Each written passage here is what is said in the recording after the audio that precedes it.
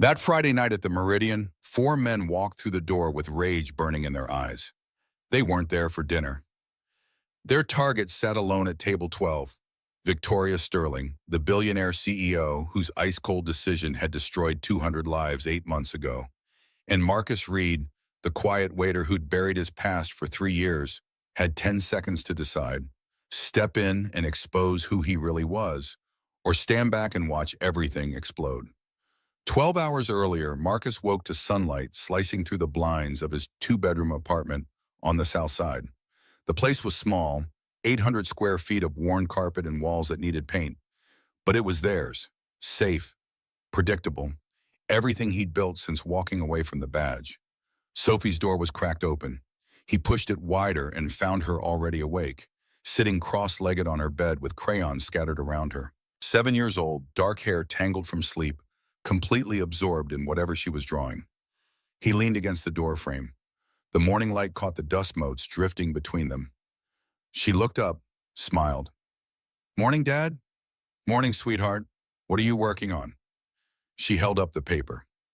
3 stick figures, 2 tall, 1 small, standing in front of a house with a triangle roof and a yellow sun in the corner. The same picture she'd been drawing for months, with minor variations. 2 adults, 1 child. A complete family. Something tightened in his chest. He kept his voice light. "Looks great. You hungry?" "Pancakes?" "Pancakes." In the kitchen, he mixed the batter while Sophie climbed onto the counter stool, still clutching her drawing. The routine was mechanical now. Flour, eggs, milk, a pinch of salt. The griddle hissed when he poured the first circle of batter. Sophie traced her finger along the crayon lines. "Dad, today at school we're doing presentations about heroes. I want to talk about you."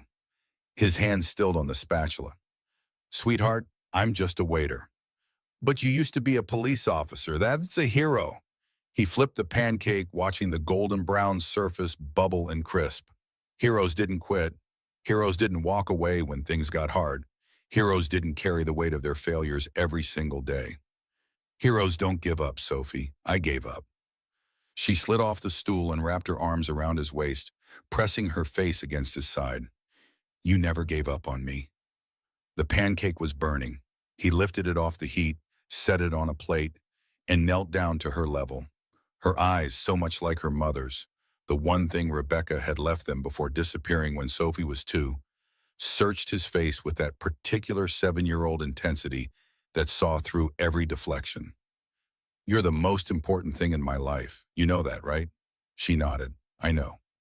He made her lunch while she ate, peanut butter and jelly sandwich, an apple, a juice box, and packed it into her frozen lunchbox. At 8:15, they walked 3 blocks to Lincoln Elementary. The morning air was crisp, October in Chicago, leaves turning gold and red on the trees lining the residential streets. At the school entrance, she hugged him tight. "Love you, Dad." "Love you too. Have a good day." He watched her disappear through the doors, her backpack bouncing with each step, then turned and walked home. The apartment felt emptier in the daylight. He cleaned the kitchen, put away Sophie's crayons, straightened the couch cushions. By 9:30, he was back in bed, trying to sleep before his shift started. The badge sat in the bottom drawer of his nightstand. He never opened it anymore, but he knew exactly where it was, wrapped in the same handkerchief his father had given him the day he graduated from the academy. 8 years of service, community intervention unit. A career he'd been good at, right up until the moment he wasn't. Sleep didn't come. At 3 o'clock, he gave up and showered. By 3:45, he was dressed in his waiter's uniform. Black slacks, white button-down shirt, black vest, black tie. The clothes felt like a costume, like he was playing a part in someone else's story. At 4, he picked up Sophie from the after-school program. She was playing foursquare with 3 other kids, laughing when she missed the ball. He waited by the fence until she noticed him and came running over. "How was school?" "Good. I did my presentation. Mrs. Anderson said it was really good." "What did you say?" "I said my dad used to help people when they were in trouble, and now he helps people have nice dinners, and that both things are important." His throat constricted.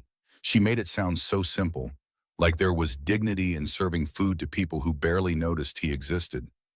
Maybe there was. Maybe he was the one who couldn't see it. At home, Mrs. Chen from across the hall was already waiting. She was 65, a retired teacher from Seoul who'd moved to Chicago 40 years ago and never lost her accent.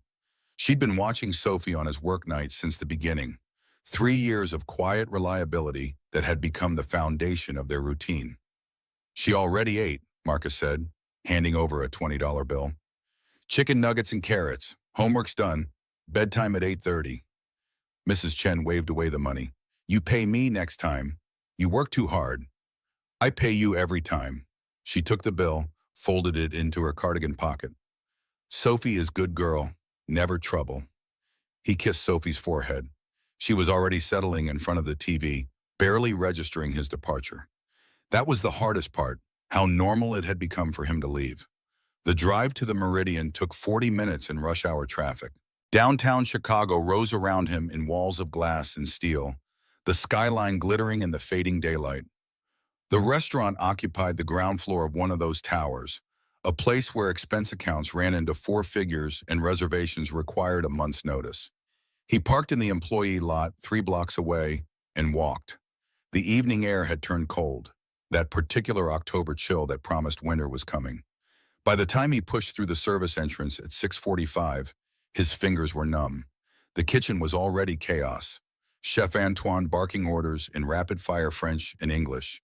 Line cooks moving in practiced synchronization. The air thick with the smell of butter and garlic and expensive cuts of meat.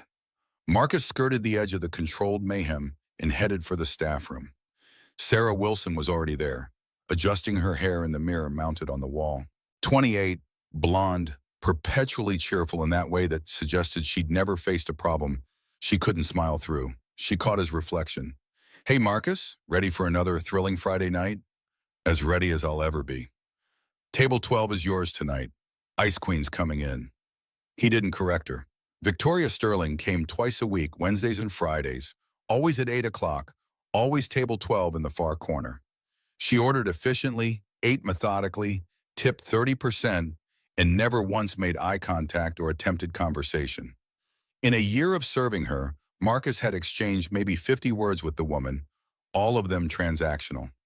She's harmless, he said, checking his tie in the mirror. She's weird. Who eats alone at a place like this twice a week? Someone who doesn't want company. Or someone who's too cold to have friends. Carlos Mendez walked in, already fastening his vest. 41, head waiter, built like he'd played linebacker in high school. Sarah, leave the lady alone. She tips better than anyone in this place. I wish every customer was exactly like her. Sarah rolled her eyes. You just like her because she doesn't talk. Correct. Talking is how customers complain. Harold Grant appeared in the doorway, 55, manager for 20 years, gray hair perfectly trimmed, expression perpetually stern. Floor opens in 10 minutes. Marcus, you're on tables 8, 12, and 15 tonight. Carlos has the bar section. Sarah, you've got the window tables. Everyone clear? They nodded. Harold's gaze lingered on Marcus for a moment longer than necessary. Then he turned and walked away. He's been watching you lately, Sarah said, once Harold was out of earshot. I haven't done anything. That's my point. You're too good at this job. It's suspicious. She wasn't wrong. Marcus had perfected the art of being invisible, anticipating needs before customers asked, clearing plates at precisely the right moment, refilling water glasses when they hit the halfway mark. The skills translated well from police work. Observation, pattern recognition, staying 3 steps ahead of the situation. At 7 o'clock, the first customers arrived. The Meridian filled quickly on Friday nights. Executives celebrating closed deals, couples dressed for anniversaries, wealthy retirees who treated dining like a performance. Marcus moved between his tables with practiced efficiency, taking orders, delivering drinks, navigating the delicate social dance of upscale service. At 8 o'clock exactly, Victoria Sterling walked through the door. She was 38 but carried herself with the severe composure of someone older. Black suit, Armani, if Marcus had to guess, though he knew nothing about fashion beyond what rich people wore to expensive restaurants. Black heels that added 3 inches to her 5'7" frame. Hair pulled back so tight it looked painful. No jewelry except a watch that probably cost more than his car. Jennifer, the hostess, greeted her with practiced warmth. Victoria handed over her coat without a word and walked directly to table 12. She didn't need to be led. She knew exactly where she was going. Marcus gave her 2 minutes to settle before approaching. She was already absorbed in her iPad, fingers swiping through what looked like financial reports. He set down the bottle of Pellegrino sparkling water, her usual, without being asked. She glanced up for half a second, gave the smallest nod, and returned to her screen. That was the extent of their interaction. Marcus stepped back, added the water to her tab on his handheld POS system, and moved to check on table 8. The next hour passed in its usual rhythm. Orders placed, food delivered, drinks refilled, plates cleared. Victoria ordered her standard meal. Seared scallops to start, followed by the braised short rib, no sides, no dessert. She ate slowly, methodically, never looking up from her iPad except to cut her food. Marcus was clearing table 15 when his phone buzzed in his pocket. He checked it discreetly. Sophie sending a photo. The stick figure drawing from this morning, now colored in with careful attention. The two adults in the picture had faces now. One was clearly him, brown hair, broad shoulders, the smile she always drew on his face even when he wasn't smiling in real life. The other was a woman with long black hair and what looked like a dress or maybe a suit. His daughter had been drawing this mysterious third person for months. He'd never asked who it was supposed to be. Part of him was afraid of the answer, that she was drawing the mother who'd abandoned them, or worse, some idealized version of what a complete family should look like. He pocketed the phone and returned to work. By 8:30, the dinner rush was hitting its peak. Every table full, the noise level rising as wine flowed and conversations grew louder. This was when Marcus felt most in his element. Controlled chaos, problems to solve, patterns to navigate. It reminded him of patrol work in a way. Different uniforms, different problems, but the same fundamental challenge. Stay alert, anticipate trouble, keep everyone safe. At 8:35, the front door opened. 4 men stepped inside. Marcus was refilling water glasses at table 14 when his cop instincts fired like an alarm system he couldn't shut off. His eyes tracked the men automatically, cataloging details before his conscious mind caught up. First man, 6'1", early 50s, gray hair cropped short, broad shoulders, work-calloused hands visible even from across the room. Jeans and a canvas jacket, paint stains on the sleeve. Jaw set like he was preparing for a fight. Second man, late 20s, maybe 30, nervous energy radiating off him like heat, kept clenching and unclenching his fists. Eyes darting around the room like he was looking for escape routes or targets. Third man, mid-40s, silent, watchful. The kind of stillness that came from years of hard physical labor, hands rough, posture patient. He was following the first man's lead but thinking independently. Fourth man, different from the others, late 30s, wearing a faded dress shirt and glasses with plastic frames, carrying a leather satchel. More educated maybe, less comfortable with whatever they were doing here. None of them belonged in the Meridian. The dress code was business casual at minimum. These men looked like they'd just come from a construction site or a factory floor. Jennifer, the hostess, approached them with her professional smile, already showing cracks of uncertainty. But it was their eyes that triggered Marcus's full attention. All 4 were scanning the dining room with focused intensity, looking for something, or someone. The first man's gaze locked onto table 12.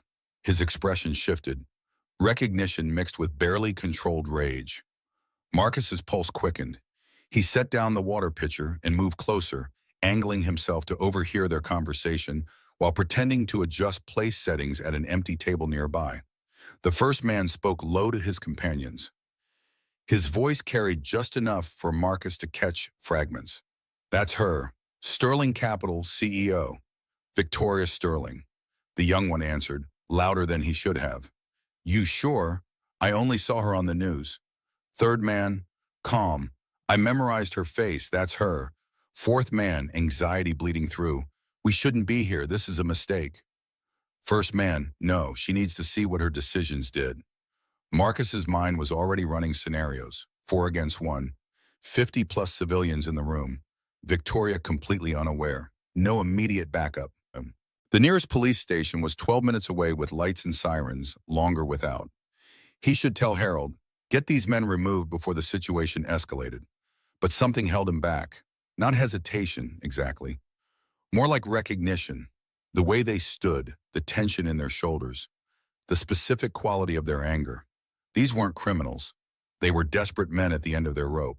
And then the first man turned his head, and Marcus got his first clear look at the face. Recognition hit like a physical blow. 5 years ago, Rosie's bar on the south side, 10:40 at night. Dispatch called it in as a fight in progress. Marcus had been first on scene, still in uniform, still believing he was good at his job. 4 men brawling with 3 others over something stupid, sports, probably, or politics, or just the accumulated frustration of hard lives and too much alcohol. Marcus had waded in, separated the groups, de-escalated before anyone got seriously hurt. He'd arrested all 7 men, but when he wrote up the reports, he'd gone light. No one had pulled weapons.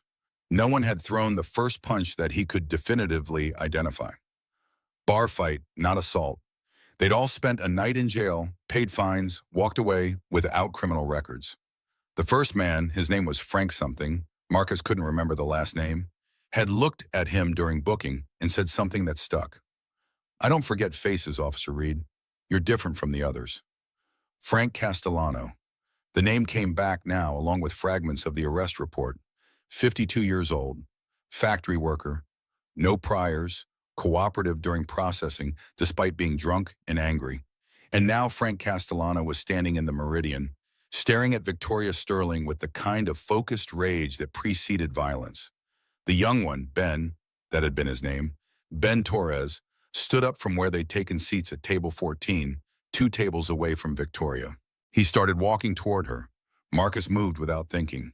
Old training kicking in, muscle memory overriding the 3 years he'd spent trying to bury that part of himself. He crossed the dining room in 4 long strides and intercepted Ben 3 steps before he reached Victoria's table.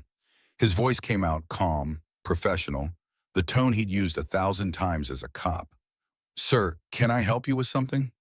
Ben stopped. Up close, Marcus could see the desperation in his eyes, the kind that came from sleepless nights, an unpaid bill, and watching your life disintegrate in slow motion. I need to talk to her. Marcus positioned himself directly in Ben's path, not aggressive, just present, an obstacle that required acknowledgement. If you'd like to speak with another guest, I can pass along a message. Ben's voice rose. Just get out of my way.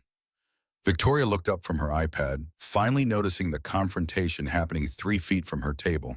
Her expression shifted from confusion to something more guarded, the mask of control slipping into place. The other 3 men stood up. Frank, Ray, and Jack. The names were coming back now, pieces of a report Marcus had filed 5 years ago. They moved toward the confrontation, and the entire dining room went quiet. Conversation stopped mid-sentence. Silverware stopped clinking against plates. Every eye in the room turned to watch. Marcus felt his body shift into the stance he'd trained for years. Shoulders square, weight centered, hands relaxed but ready. His voice changed too, not louder but carrying more authority. The voice of someone who expected to be obeyed. If you want to talk, we can do this the right way. But you need to step back from her table, now. Frank walked forward, slowly. His eyes were studying Marcus, and the moment of recognition landed. Wait, I know you. Marcus met his gaze. There was no point in lying. You should return to your table. Frank's voice carried across the suddenly silent restaurant. You're that cop. Reed, Marcus Reed, you arrested us at Rosie's bar 5 years ago. Ben jerked back slightly, uncertainty replacing some of the desperation. He's a cop? Marcus kept his tone neutral. I'm not a cop anymore. I'm asking you to sit down or leave the restaurant. Frank's expression shifted, surprise mixing with something that might have been bitter amusement. Small world. You're a waiter now. What happened? They fire you? Marcus didn't respond. He could feel Victoria's eyes on him now, calculating, trying to understand what was happening, trying to understand who he really was. The other men from Frank's group moved closer. The entire dynamic was shifting, the tension ratcheting up with each passing second. Customers at nearby tables were standing, moving toward the exits. Someone, a woman at table 15, had her phone out, probably calling 911. Harold Grant appeared at the edge of Marcus's peripheral vision, pushing through the kitchen doors with his manager face on, professional concern masking panic. "Marcus, what's going on here?" Before Marcus could answer, Victoria stood up. Her voice cut through the tension with the cold precision of someone used to controlling rooms full of hostile men. "What is this about?" Frank turned to face her fully, and all the rage that had been simmering found its target. "Sterling Capital. You remember Morrison Manufacturing? 8 months ago, you pulled your investment." Victoria's expression remained controlled, but Marcus saw the slight tension in her shoulders, the first crack in her composure. "That's business. The project wasn't profitable." Frank's laugh was sharp, humorless. "Business. You sit here in your $2,000 suit, eating meals that cost more than my weekly unemployment check, and you call it business?" Ben found his voice again, anger overriding fear. 200 people lost jobs. "My wife left me because I couldn't pay the mortgage. You want to call that business too?" Ray spoke for the first time, his voice quieter than the others, but somehow more devastating because of it. "I worked there 20 years. My daughter had to drop out of college. She's at Target now, stocking shelves instead of studying engineering." Jack stepped forward, still clutching his satchel. "We have documents, internal emails. We know what you knew before you pulled out." Marcus's mind was racing, processing information faster than conscious thought.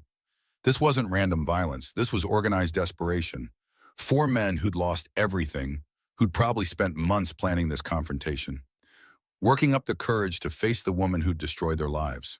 But they were also escalating. Voices getting louder, postures getting more aggressive. And Victoria, for all her control, was one wrong word away from triggering something that couldn't be walked back. He made a decision. His voice dropped lower, stripped of the polite waiter tone. The command voice, the one that had stopped fights and calmed domestic disputes and talked down men with weapons. "If you want to talk, we'll do this the right way. But you need to step back from her table, now." Something in his posture had changed. He could feel it himself, the way his body settled into the old patterns, the way his presence seemed to expand to fill the space. 8 years of police work didn't just disappear because you turned in a badge. Frank studied him for a long moment. The calculation was visible on his face, weighing options, measuring risks, deciding whether Marcus was a threat or an opportunity. "All right, Reed, let's talk." Marcus gestured toward the rear of the restaurant. "There's a patio out back. We can talk there without disturbing anyone." Harold started to protest. "Marcus, you're supposed to be working the floor." Victoria cut him off, her CEO voice returning. "Mr. Grant, these men and I are having a conversation. Marcus is helping facilitate it." Harold's expression suggested he was seconds away from a stress-induced heart attack. "Miss Sterling, I really think—" "I said no police." Victoria's tone left no room for argument, that's all. Harold looked at Marcus like he was witnessing career suicide in real time, then turned and walked back toward the kitchen. Marcus caught Sarah's eye across the room. She was standing frozen by the bar, her usual cheerfulness replaced by wide-eyed fear. He tilted his head slightly toward the kitchen, their signal for trouble, the one they'd established after a drunk customer got aggressive 2 years ago. She gave the smallest nod and slipped away to alert management. Frank turned to his 3 companions. They exchanged looks, some silent communication passing between men who'd probably known each other for years. Ben nodded first, then Ray, then reluctantly Jack. "We'll talk." Victoria stepped around her table, moving to follow them. Marcus moved to intercept her. "Miss Sterling, you should stay inside." She didn't even look at him. "They came here for me. I'm not hiding."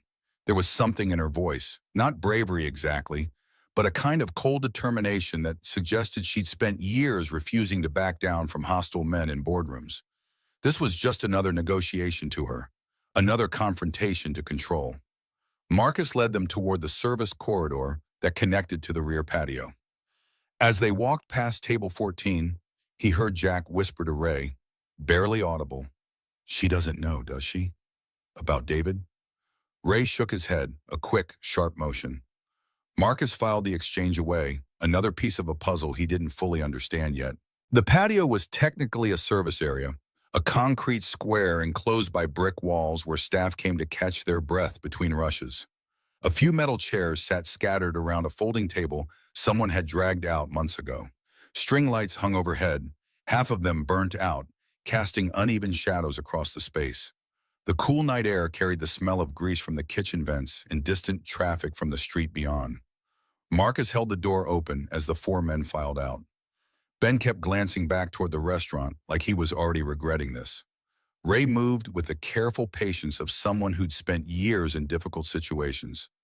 Jack clutched his satchel against his chest like a shield. Frank walked out last, shoulders squared, ready for whatever came next. Victoria stepped out after them, and Marcus let the door close behind her. The noise from the restaurant cut off, replaced by the ambient sounds of the city. Sirens in the distance, the hum of air conditioning units, occasional car horns. Marcus positioned himself between Victoria and the four men, not aggressive, just present, creating space, maintaining distance.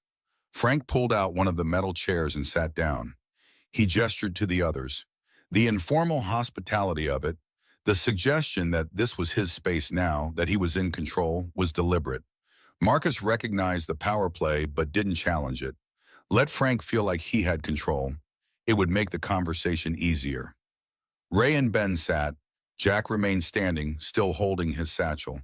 Marcus broke the silence. "Anyone want coffee? Water?" Frank's response was flat. "We don't need coffee. We need her to understand what she did."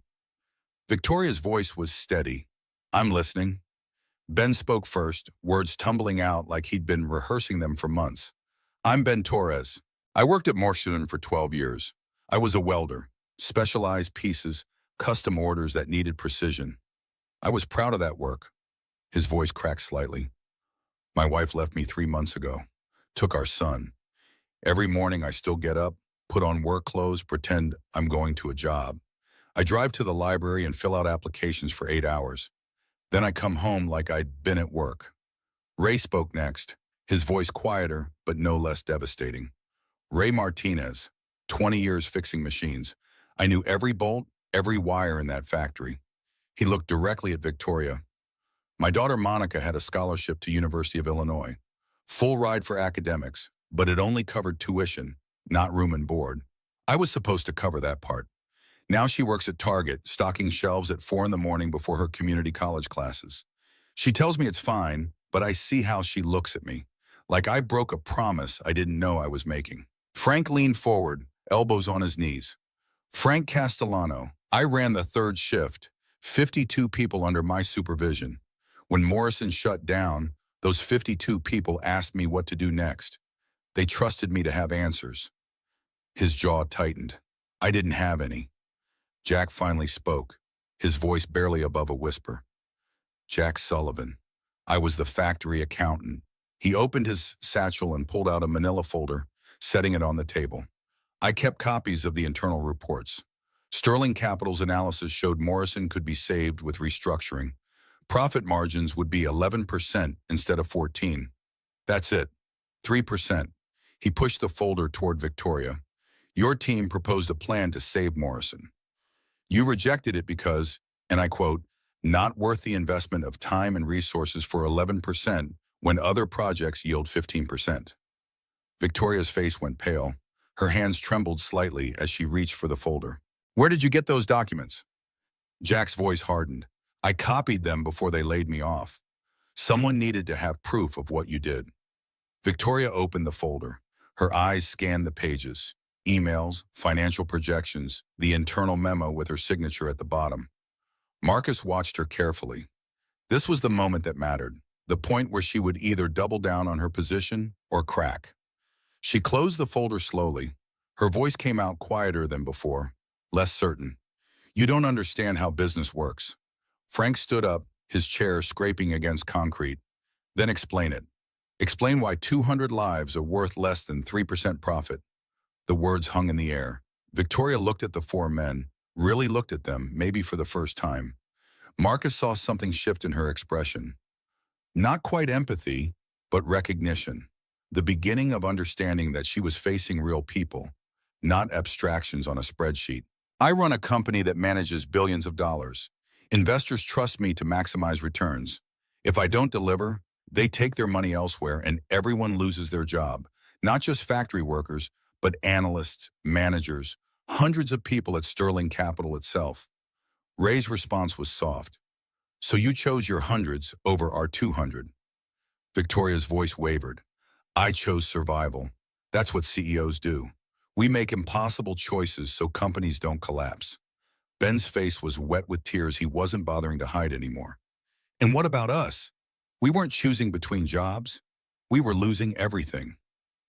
Silence settled over the patio.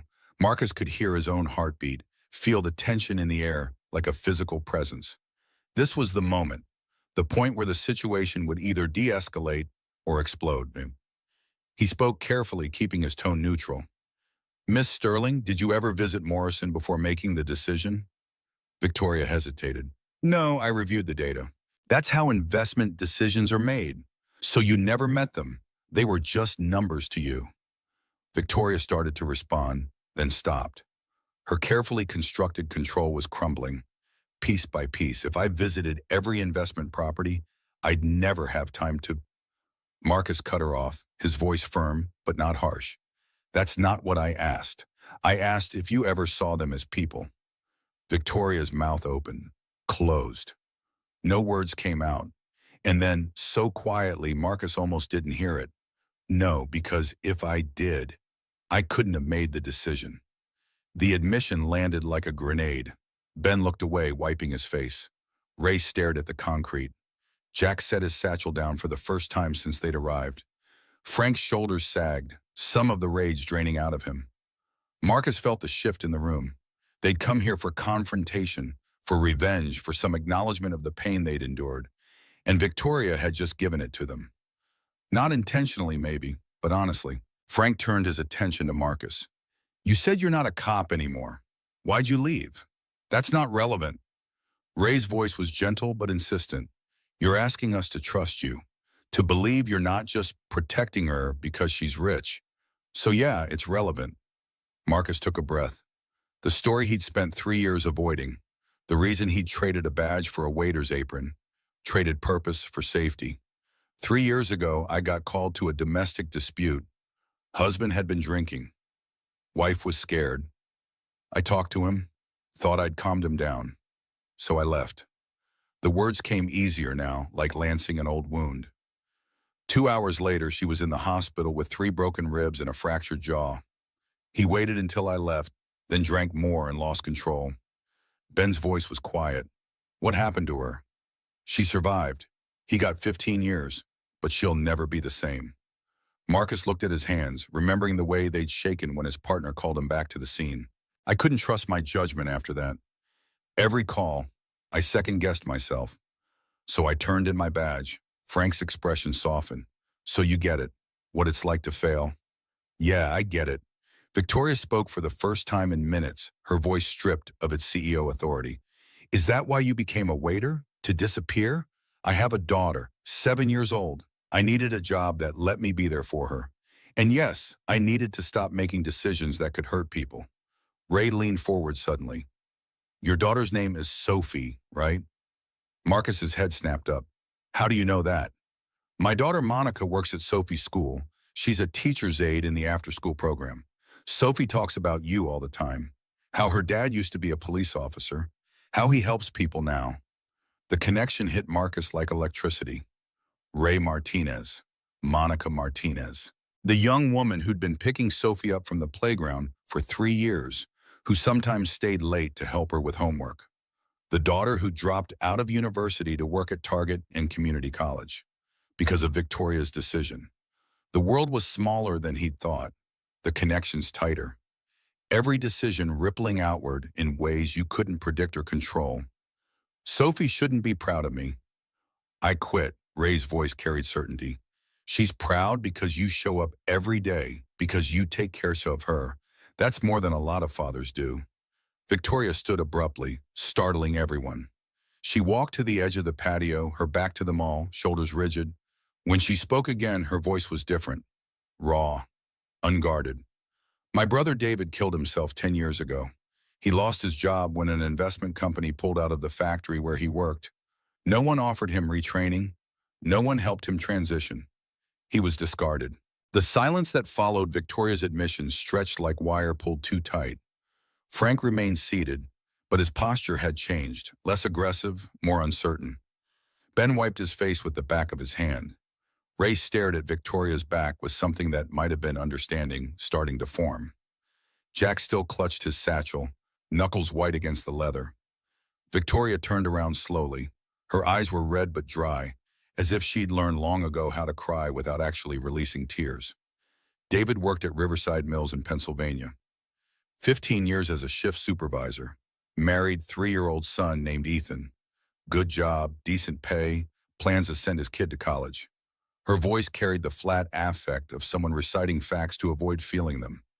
Then Pinnacle Group bought the mill, declared it unprofitable, shut it down, 300 workers out on the street within 60 days. Ben shifted in his chair, just like Morrison, exactly like Morrison. David applied for 200 jobs. No callbacks. Savings ran out. His wife Laura had to take 2 jobs. David fell into depression. Victoria's hands were clasped so tightly in front of her that her knuckles had gone bloodless. The night before he died, he called me. He was in New York. I was working late on a merger deal. He told me he didn't know how to keep going, and I said I was too busy, that I'd call him back over the weekend. The last part came out barely above a whisper. I never called. 2 days later, Laura found his car parked on the Riverside Bridge. He jumped at 3 in the morning. They found his body downstream 3 days after that. Jack's expression had softened despite himself. I'm sorry. Victoria's laugh was bitter and wrong. After the funeral, I went back to New York. I told myself I'd never let emotion interfere with business again. If I didn't feel anything, I couldn't be hurt. So I built walls, made decisions based purely on numbers, maximized returns, became exactly the kind of person who could look at 200 lives and see only insufficient profit margins. She looked at Frank, then at each of the others in turn. I created the Workforce Development Program 2 years after David died. It was supposed to be his legacy, job retraining, tuition coverage, stipends during the transition, a way to help people like him survive the kind of economic disruption that killed him. Jack's voice was cold. But you never used it for Morrison. No. Every time I thought about the program, I saw David's face. Easier to pretend it didn't exist. Easier to just make the clean, brutal decisions and not think about the human cost. Frank stood slowly, the metal chair scraping against concrete. So when you shut down Morrison, you did to us exactly what Pinnacle did to your brother. Victoria met his eyes without flinching. Yes. And now you're standing here telling us you know better? That you understand? No, I'm telling you I was wrong. That I became the thing that killed David, and I didn't even realize it until tonight. The patio door opened. Harold Grant stood in the doorway, face flushed with stress and anger. Miss Sterling, there are police officers in the lobby. Someone called 911. They want to speak with you and these men. Frank went rigid. We didn't break any laws. Marcus stepped between Harold and the group. Everyone stay calm. Mr. Grant, what did you tell them? I told them I'd get Miss Sterling. They're insisting on speaking with everyone involved. Victoria's composure snapped back into place like armor sliding over exposed flesh. Mr. Grant, inform the officers there's no issue here. I'm handling this. Harold's professional mask was cracking. Miss Sterling, 4 men confronted you in a public establishment. Regardless of your personal feelings, I said there's no issue. That's the end of it. The police aren't going to just leave because... Victoria pulled out her phone. Would you like me to call the commissioner's office or perhaps the mayor? Because I have both numbers and I will explain that Chicago PD is wasting resources harassing law-abiding citizens having a private conversation. Harold's mouth opened and closed. Then stiffly, I'll convey your message. He disappeared back into the restaurant. Ben exhaled shakily. If they arrest me, I can't afford bail. I'll lose my unemployment benefits. They're not going to arrest anyone. Marcus kept his voice level, authoritative. Miss Sterling is right. No crime has been committed, but she should still talk to the officers, explain the situation properly.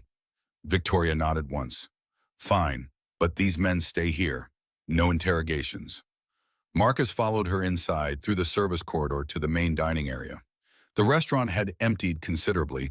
Probably half the tables were vacant now, customers having decided their expensive dinners weren't worth witnessing whatever drama was unfolding. The remaining diners watched with poorly concealed curiosity as Victoria and Marcus crossed to the lobby. Two officers waited near the host stand, a woman in her mid-30s with sharp eyes and a nameplate that read Martinez, and an older man whose badge identified him as Officer Chen. Marcus felt the old familiarity wash over him, the particular frequency of cop presence that he'd once inhabited every day. Martinez spoke first. "Miss Sterling, we received a 911 call reporting 4 men threatening a female patron. Are you that patron?" "Yes." But there was no threat. "We're having a business discussion." Chen's expression suggested deep skepticism. A business discussion that required moving to a back patio? Marcus stepped forward slightly. "Officers, I'm Marcus Reed. I used to work with CPD Community Intervention Unit, badge number 4728. Martinez's eyes narrowed with recognition. "Reed, I remember you. You left the force about 3 years back." "Yes, I work here now as waitstaff." The situation earlier was tense, so I facilitated moving the conversation to a quieter location. No violence occurred, no threats were made. Chen wasn't convinced. "We still need to speak with the 4 men. Victoria's voice cut through the exchange like a blade. "Officer Chen, these men lost their jobs 8 months ago when my company withdrew investment from their factory. They came here tonight to make me understand the consequences of that decision. They have every right to do so, and I have no intention of pressing any charges or complaints." Martinez tried again. "Ma'am, we have a responsibility to investigate. Do you also have a responsibility to harass victims of corporate decisions who are seeking nothing more than dialogue? Because if so, I'll be happy to discuss that responsibility with your superiors. I'm quite sure the media would find it an interesting story." Chen and Martinez exchanged glances. Years of experience had taught them to recognize battles they couldn't win. Chen's voice was tight with frustration. "If there's no complainant and no crime, we're done here. Thank you for your quick response." Victoria's tone had shifted back to corporate courtesy, the kind that made clear the conversation was over. The officers left. Harold materialized again from wherever he'd been hovering. "Miss Sterling, I really must insist. The situation is resolved, Mr. Grant." Victoria didn't even look at Awesome. "I'll be finishing my meal now. Marcus can return to his duties." She walked back toward the service corridor. Marcus started to follow, but Harold caught his arm. His voice was low, urgent. "My office, now, 5 minutes." Marcus pulled free and headed back to the patio. The 4 men were exactly where he'd left them, though the configuration had shifted slightly.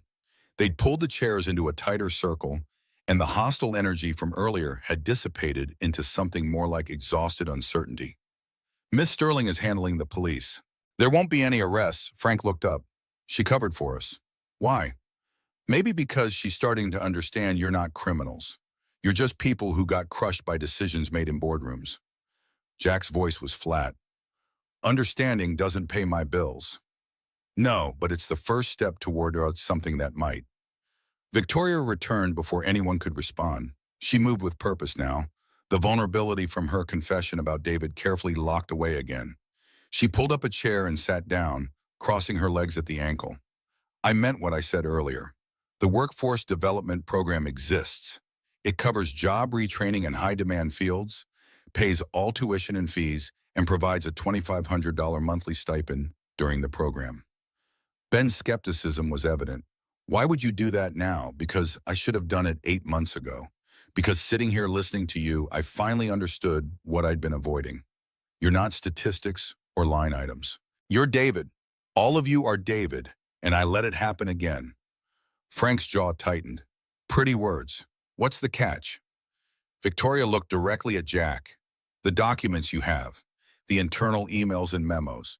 If those become public, Sterling Capital's reputation takes significant damage. Investors pull out, stock prices drop, and the 3,000 people employed across our portfolio companies face layoffs." "There it is." Jack's voice dripped with bitterness. "You want us to stay quiet. I want you to let me try to fix this. Not just for the four of you, but for every person who lost their job when Morrison closed. All 200 can apply for the program. I'll personally review and approve every application. Marcus watched the calculation happen on their faces. The math was simple but cruel. Accept help now and give up the leverage of public exposure, or go public and destroy any chance of assistance while potentially hurting other workers. Ray spoke carefully. How do we know you'll actually follow through? What stops you from making this promise tonight, then disappearing? You'll have legal contracts, binding agreements. If I fail to honor them, you can sue for breach. Jack keeps his documents as insurance. Frank looked at his three companions. Can we have a minute? Victoria stood. Marcus, can you show me where the restrooms are? They're clearly marked. But he followed her back inside anyway. The restaurant was quieter now, only a third of the tables occupied. Sarah caught Marcus's eye from across the room, her expression a mix of concern and confusion. He gave her a small nod. Everything's under control, and she returned to clearing dishes from an abandoned table. In the hallway near the restrooms, Victoria leaned against the wall. The fluorescent lighting was harsh here, showing the fine lines around her eyes that expensive makeup usually concealed. She suddenly looked older than 38. Looked tired. That was real back there. What you told them about David? Marcus kept his voice neutral, not quite a question. Every word. She closed her eyes briefly. I haven't talked about David in 8 years. Haven't said his name out loud in probably 5. It's easier to just pretend it never happened. But it did happen. And Morrison was the same thing all over again. Yes, and I was too wrapped up in my own fear of feeling anything to make the connection until 4 desperate men cornered me in a restaurant. They're not desperate men anymore. You gave them that when you admitted you were wrong. Victoria opened her eyes, studying him with an intensity that was uncomfortable. You're not really a waiter, are you? This isn't what you're supposed to be doing with your life. I'm a father who needs reliable hours and enough income to support his daughter. That's what I'm supposed to be doing. The Community Intervention Unit. That's crisis negotiation, de-escalation, talking people down from ledges, both literal and metaphorical. I left that behind. Did you? Because what I watched on that patio was textbook crisis management. You moved us out of a public space, created privacy, let everyone speak without judgment, found common ground. That's not waiter training. That's years of professional expertise. Marcus didn't respond. The hallway felt too small suddenly, too close. Why did you really quit? Not the official story, the real reason. I told you, the domestic violence call, the woman I didn't protect. Victoria's eyes were too perceptive. You made a judgment call. It went wrong. That happens in police work. It's tragic, but it's not unique. Most officers would take the training reminder, see the department counselor, and go back to work. Most officers didn't watch a 5-year-old girl cry in a hospital waiting room because her mother's face was too swollen to kiss her goodnight. The words came out sharper than he'd intended. Victoria didn't flinch. So you decided you couldn't trust your judgment anymore, that the only safe choice was to stop making choices that mattered. That's armchair psychology from someone who doesn't know me. You're right, I don't know you, Victoria pushed away from the wall, but I know what it looks like when someone punishes themselves for being human. I've been doing it for 10 years. The patio door opened. Ben stuck his head into the corridor. We've talked. Victoria straightened her suit jacket, the CEO mask sliding back into place. Marcus followed her outside. The 4 men were standing now, arranged in a loose semicircle. Frank appeared to be the spokesperson, though the decision had clearly been collective. We'll accept your offer. All of us will apply for the program, but we want monthly check-ins in person with you directly, not some HR manager. Agreed. Ray added his condition. And if anyone enrolled in the program isn't getting what they were promised, if there's any runaround or bureaucratic delays, we reserve the right to release the documents. Understood and accepted. Jack was last. We keep the documents. We don't hand them over. They're our insurance that you'll keep your word. Keep them. Victoria's voice was firm. I hope you never need to use them, but I understand why you need to have them. Frank extended his hand. Then we have a deal. You'll have formal contracts by Monday. You'll have them by Monday morning. And I'll start reviewing Morrison employee applications immediately. Anyone who was laid off can submit starting Monday. They shook hands. First Frank, then Ray, then Ben, then finally a reluctant Jack. The gesture was formal, businesslike, carrying none of the warmth of actual reconciliation. But it was something. A beginning. Thank you. Ben's voice cracked slightly. I mean it. This doesn't fix everything, but it's a chance. It's what I should have provided 8 months ago. Victoria's professional composure wavered just slightly. I can't give back the time you lost, but I can try to help you move forward. The four men left through the patio's rear gate, disappearing into the Chicago night. Their footsteps faded quickly, swallowed by the ambient noise of the city. Marcus and Victoria stood alone in the dim light of the dying string bulbs. The October air had gotten colder, carrying the promise of winter that Chicago residents learned to recognize. Victoria broke the silence first. I meant what I said inside, about you not being a waiter. She pulled a business card from her suit pocket, heavy cardstock, embossed letters. I want to offer you a position. Community Relations Manager. You'd be the interface between Sterling Capital and the communities affected by our investments. Your job would be to see what I can't see, to tell me when we're about to make another Morrison. Marcus took the card but didn't look at it. I'm not qualified. I don't have a business degree. I don't know corporate structure or finance or any of the things someone in that role would need. You're qualified because you understand people. You know how to listen, how to de-escalate, how to build trust. Those aren't skills you learn in business school. You don't even know if I'm any good at my actual job. You've been a customer for a year, and we've barely exchanged 50 words. I know you remembered I drink Pellegrino without being asked. I know you time your approaches to tables based on the customer's body language. I know you're observant, detail-oriented, and patient. And tonight I watched you stop a situation that could have turned violent using nothing but calm authority and genuine empathy. She held out a folder. When had she gotten that from inside? Marcus hadn't seen her carrying it. The complete position description and compensation package. Take it home. Think about it. No pressure, no deadline. Marcus opened the folder, scanning the first page. The salary number jumped out at him. $120,000 annually. More than 3 times what he made at the Meridian. Enough to move to a bigger apartment, save for Sophie's education. Stop worrying about every unexpected expense. But the number also terrified him. This wasn't just a job change. This was stepping back into a world where his decisions mattered, where his judgment would be tested, where he could fail again. His phone buzzed. Text from Sophie. Dad, are you okay? I had a bad dream about you. The timing felt like a sign, though Marcus had never believed in signs. He pocketed the phone without responding. I need to think about this. Of course. Call me Monday with your answer, or Tuesday, or whenever you decide. She walked back inside. Marcus stayed on the patio for another moment, holding the folder and the business card, feeling the weight of possibility pressing down on him. When he returned to the dining room, Harold was waiting by the service station with the expression of a man whose patience had finally snapped. My office, now. Harold's office was barely larger than a closet. A desk, 2 chairs, file cabinets lining one wall, and a coffee maker that was perpetually brewing. The air smelled like stale espresso and stress. Harold closed the door and sat down behind the desk, not inviting Marcus to sit. You want to explain what happened tonight? 4 men had a grievance with a customer. I de-escalated the situation and moved it somewhere private. No violence occurred, no property was damaged, no other customers were disturbed beyond the initial confrontation. You abandoned your section, left tables unattended, took aggressive patrons to a restricted area to prevent a scene that would have destroyed the restaurant's reputation and possibly put other customers at risk. Harold rubbed his temples. Miss Sterling explained the situation. She said you potentially prevented a violent incident.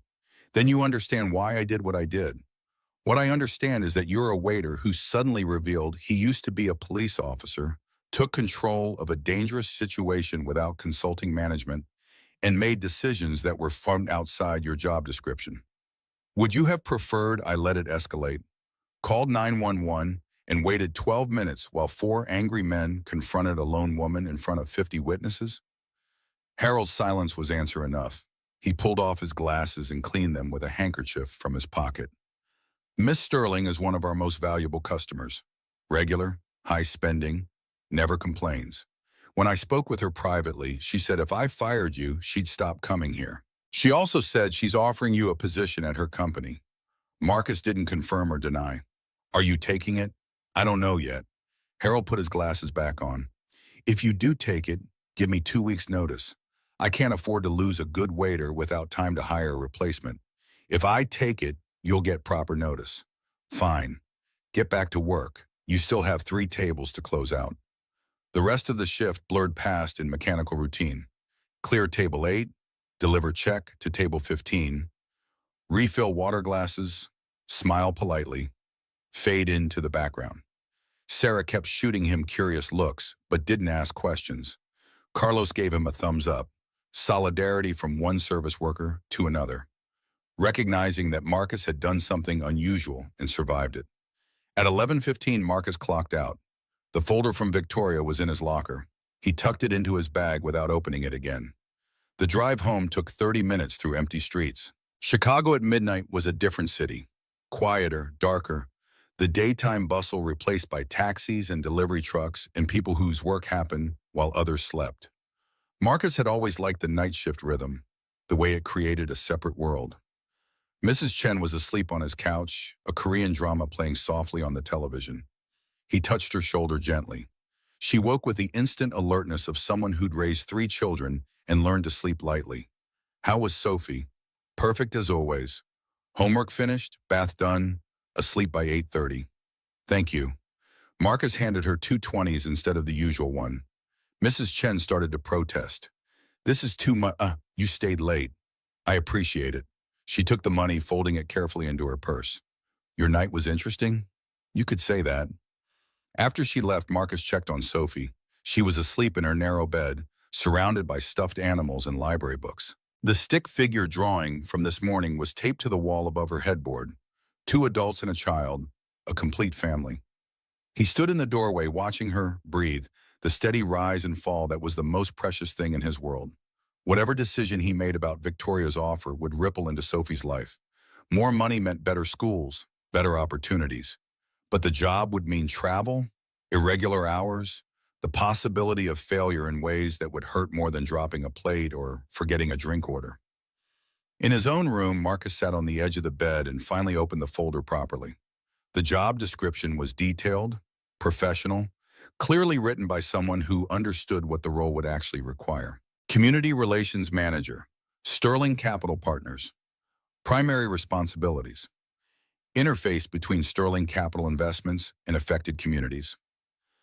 Conduct on-site assessments of community impact for proposed investment changes. Provide detailed reports on human and social costs of business decisions. Recommend strategies for minimizing negative community impact. Develop and maintain relationships with local leaders, workers, and stakeholders. Required qualifications: strong interpersonal and communication skills, experience in crisis management, negotiation, or conflict resolution, ability to understand and synthesize complex social dynamics, willingness to travel to 60% of time. The travel requirement jumped out. 40 to 60% meant 2 or 3 weeks per month away from Sophie. Mrs. Chen could handle evening care, but full weeks? That was different. His phone lit up with the text he'd ignored earlier. Sophie's message: Dad, are you okay?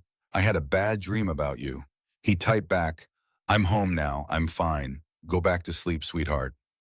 Love you. The response came immediately, which meant she hadn't been sleeping.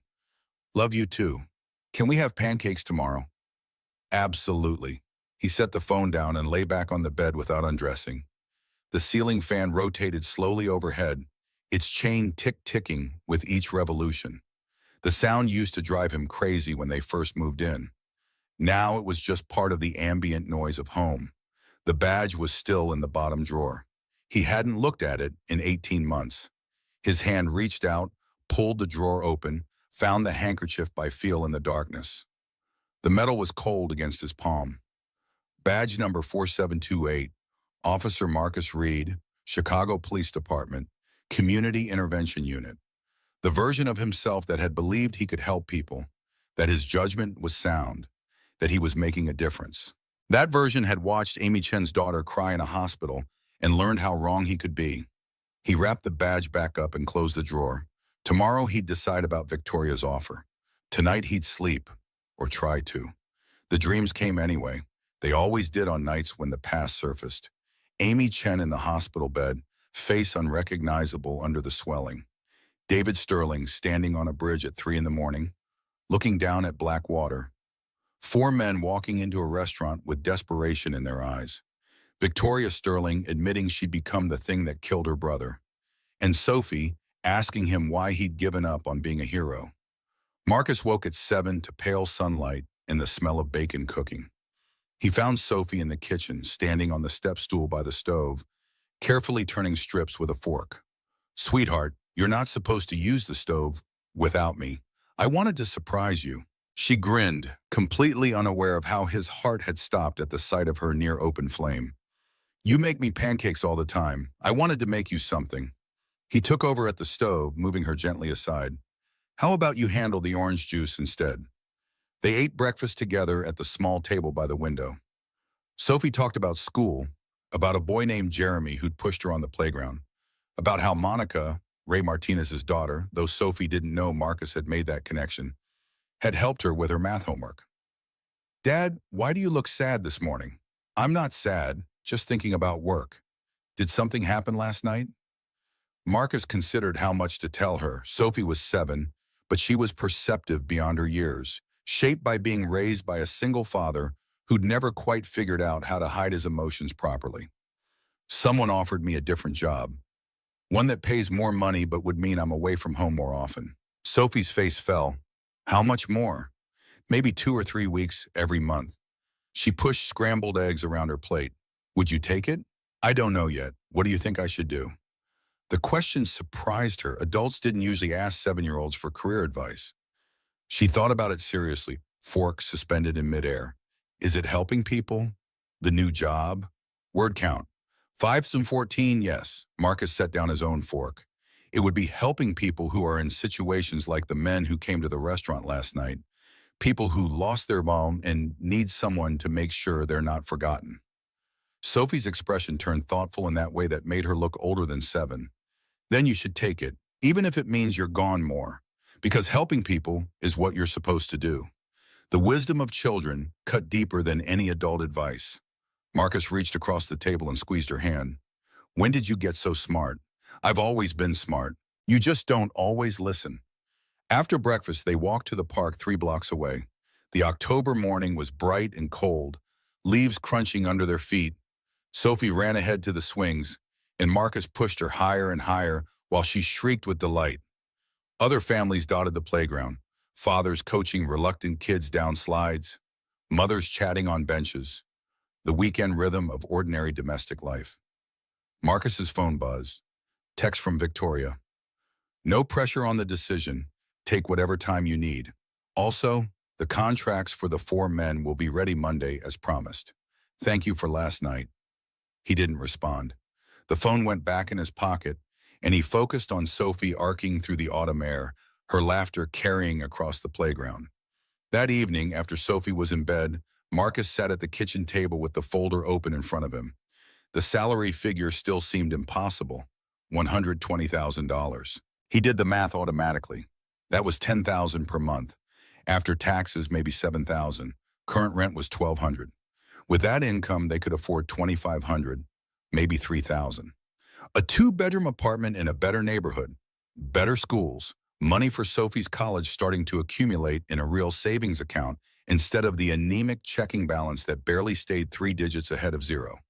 But the travel, 40 to 60%, meant being gone more than he was home. Sophie was 7 now. In 5 years, she'd be 12, on the edge of adolescence when kids needed parents most. In 10 years, she'd be 17, nearly grown, and he'd have missed huge chunks of her childhood for work he might not even be good at. The fear was familiar, the same fear that had driven him out of police work. What if his judgment failed again? What if he advised Victoria to save some factory and it collapsed anyway, costing more jobs? What if he made the wrong call and people suffered because he'd been too confident in his own assessment. He thought about Amy Chen, about the moment she'd grabbed his hand and asked him not to leave, about how certain he'd been that he'd handled the situation, that Derek Chen was calm enough, that everything would be fine. 2 hours later, Amy had been in the ICU. Marcus closed the folder and went to bed without deciding anything. Monday morning arrived with gray skies and the first real cold snap of the season. Marcus dropped Sophie at school, drove to the Meridian, and clocked in for the lunch shift. The restaurant felt different in daylight, less glamorous, more obviously a service workplace. Harsh fluorescence in the kitchen, staff moving with the practiced efficiency of people who'd done these same tasks 1,000 times. Sarah cornered him by the prep station. "So, are you going to tell me what actually happened Friday night?" "4 guys had a problem with a customer. I helped resolve it." "You helped resolve it?" She crossed her arms. "Marcus, half the customers left. The police came." Harold looked like he was having a coronary. "And now there's a rumor you used to be a cop?" "Used to be. Past tense. Why didn't you ever mention that?" "Because it's not relevant to making sure table 8 gets their salmon cooked medium rare." Sarah studied him with the particular intensity of someone who'd worked alongside him for 3 years and suddenly realized she didn't know him at all. "Are you leaving? Is that customer offering you something?" "I don't know yet. But she did offer you something." Marcus picked up his order pad and headed for the floor. The lunch crowd was light, mostly business meetings, the kind of customers who ordered quickly and ate efficiently because they had afternoon appointments. He served them with his usual invisible competence and tried not to think about the decision waiting for him. At 2:30, his phone rang. Unknown number, but the area code was local. He answered during his break. Marcus Reed. The voice on the other end was male, young, tentative. "Mr. Reed, this is Ben Torres from Friday night." "Ben." Marcus moved to a quieter corner of the staff room. "Is everything all right?" "Yeah, I wanted to call and say thank you for what you did, for not letting things get out of control." "You don't need to thank me. I do, though. We went there angry, planning to confront her, make her pay attention. But if you hadn't stepped in the way you did, if you just called security or let us get arrested, we would have ended up with nothing. Just criminal records and more problems. Victoria Sterling is the one who decided to help. I just facilitated the conversation." Ben's voice cracked slightly. "My wife called me yesterday, first time in 2 months. She heard about the training program, I guess news travels in the Morrison network. She wants to talk about maybe trying again, if I can get stable again." "That's good, Ben, really good. So thank you for seeing us as people instead of threats."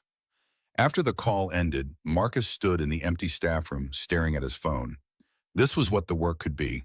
Not arresting people or filing reports or showing up after the damage was done, but creating spaces where desperate people could be heard before they did something irreversible. He pulled out Victoria's business card and dialed. She answered on the second ring. "Marcus, have you decided?" "Not yet, but I have questions. Ask anything." "The travel percentage. Is that negotiable?" "Somewhat. We could start with 30% and adjust based on need. The role is new, so there's flexibility in how it's structured. And if I fail, if I give you advice that turns out to be wrong and it costs jobs or money or both." Victoria was quiet for a moment. Then, "Failure is always possible. But right now I'm making decisions with incomplete information, seeing only financial data and missing the human cost entirely. Your perspective might be wrong sometimes, but it's a perspective I need. The question isn't whether you'll be perfect, it's whether you'll be honest and thoughtful. I need until Wednesday to decide." "Wednesday is fine. The 4 men from Morrison are signing their contracts this morning. 57 other former Morrison employees have already submitted applications to the program." "Jack Sullivan too?" "No, not yet, but Ray Martinez and Frank Castellano both enrolled immediately." Marcus ended the call and returned to work. The afternoon shift blurred into evening. Sarah watched him with concerned eyes, but didn't ask more questions. Carlos clapped him on the shoulder as they were closing up. "Whatever you decide, you'll make the right choice." Marcus wasn't sure he believed that anymore. Tuesday morning, Sophie woke up with a fever. Nothing serious, 99.8, probably just a cold, but enough that she couldn't go to school.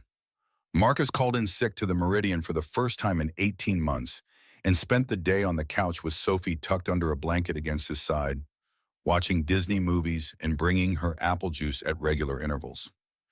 At one point, she looked up at him. "Dad, in that new job, who would take care of me when I'm sick? Mrs. Chen would still be here, and I'd come home immediately if you needed me. But you might be far away." The geography of parenthood versus career, a calculation millions of working parents made, but that didn't make it easier. "Sometimes, sweetheart, but I'd always be a phone call away. It's not the same." "No, it's not." She nestled closer against him. "I still think you should take it, though." "Why? Because you're sad being a waiter. You're not sad when you help people." The observation landed with uncomfortable accuracy. Marcus had thought he had hidden it better. The quiet dissatisfaction, the sense of wasted potential, the way he felt smaller every time he put on the uniform. "I'm not sad. I have you. That makes me happy. You can be happy with me and sad about work." She yawned, fever making her drowsy. People have more than one feeling. Wednesday morning arrived clear and cold. Sophie's fever had broken overnight, and she went to school with her usual energy. Marcus drove to Sterling Capital's offices instead of the Meridian. The building was exactly what he'd expected. Glass and steel, 30 floors, the kind of corporate tower that dominated Chicago's downtown. The lobby was marble and modern art, security desk manned by professionals who looked like they'd done military time. Marcus gave his name at the desk. The guard made a call, then handed him a visitor badge. 15th floor. Miss Sterling is expecting you." The elevator was fast and silent. The doors opened onto a reception area that screamed expensive. Leather furniture, abstract paintings that were probably originals. Floor-to-ceiling windows offering views of Lake Michigan, stretching gray and vast to the horizon. A young woman at the reception desk smiled. "Mr. Reed, Miss Sterling's office is this way." Victoria's office occupied the corner, windows on 2 walls. The space was immaculate, desk clear except for a laptop and a single photo frame facing away from him. Bookshelves lined with financial texts and business biographies. No personal touches beyond that one photograph. Victoria was on the phone when he entered. She gestured to a chair across from her desk, finishing her conversation. "Yes. No, the board meeting is Thursday. I'll have the Hartwell report by then." "Thank you, Diane." She hung up and stood, extending her hand. "Marcus, thank you for coming in." Her handshake was firm, professional. She was dressed in a navy suit today, hair pulled back as severely as always. But something in her expression was different, less guarded. The mask hadn't disappeared entirely, but it had thinned. "I haven't decided yet." Marcus remained standing. "But I wanted to see the actual workplace before I made a final call." "Smart. Let me introduce you to the team." She led him through the office, a maze of cubicles and glass-walled conference rooms and smaller private offices. The people they passed were young and intense, the energy of a workplace where everyone was brilliant and knew it. Victoria introduced him to half a dozen executives. Chief Financial Officer Diane Chen, cold and skeptical. Chief Operating Officer Thomas Bradford, friendly but cautious. Head of HR Jessica Wu, enthusiastic about the community focus. In a conference room, Victoria closed the door and pulled up a presentation on the wall-mounted screen. "This is Hartwell Industries, manufacturing plant in Gary, Indiana. 150 employees. Sterling Capital invested 5 years ago. Last year, they showed 8% profit margin. We typically require 15%. The screen showed financial charts, revenue projections, cost analyses, numbers that meant jobs, livelihoods, families. "I visited Hartwell last week." Victoria advanced to the next slide. Photos of the factory floor, workers at machines, the kind of industrial photography meant to humanize a business. "The plant manager is George Hartwell, son of the founder. He's offered to try efficiency improvements to reach 10% margins within 6 months. What would you do?" Marcus kept his voice neutral. 6 months ago, I would have pulled our investment immediately. 8% is below our threshold. But now, she turned away from the screen to face him directly. "Now I'm thinking about David, about Morrison, about whether maximizing every dollar of profit is worth destroying communities." So I'm asking you, if you take this job, Hartwell would be your first assignment. I'd send you there to assess whether 6 months is realistic, whether George can actually improve margins, and what happens to Gary, Indiana, if we pull out. Marcus studied the financial data. He didn't understand half the terminology, but the basic math was clear. Hartwell was making money, just not enough money by Sterling Capital standards. What does your board think about giving them 6 months? The board thinks I'm letting emotion cloud judgment. There's already talk of a vote of no confidence. Would losing Hartwell prove them right? Victoria's smile was bitter. Maybe. Or maybe it would prove that some things are worth more than maximum returns.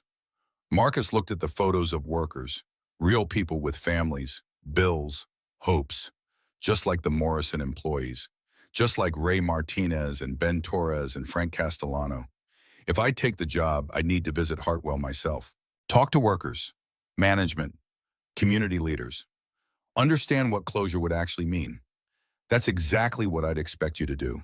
And if my assessment says you should pull out, if the numbers don't work and the community impact, while real, isn't enough to justify keeping a failing investment, Victoria met his eyes. Then you tell me that, and I make the decision based on complete information instead of just financial data. I'm not asking you to tell me what I want to hear. I'm asking you to show me what I can't see. The door opened. Diane Chen entered without knocking, carrying a tablet. Victoria, the board moved the meeting to this afternoon. 4 o'clock. Richard Voss insists on discussing the Hartwell situation today. Victoria's jaw tightened. Fine. Tell them I'll be ready. Diane's eyes flicked to Marcus, assessment and dismissal in equal measure. Is this the former police officer? She didn't wait for confirmation. The board will want to know about this new position, how it's funded, what oversight exists, why we need community relations when we have a perfectly functional PR department, because PR manages our image. Community relations would manage our impact. There's a difference. The board may not see it that way, especially given your recent emotional responses to business situations. The emphasis on emotional was deliberate, cutting. Victoria's expression went cold. Thank you, Diane. I'll prepare my remarks. After Diane left, Victoria turned back to Marcus. That's what I'm facing. A board that thinks compassion is weakness, that views the Morrison situation as a temporary lapse in judgment rather than a wake-up call. Why do you stay? If they don't support your vision, why not just sell your shares and start something new? Because I control 51% of voting shares. They can't remove me without cause.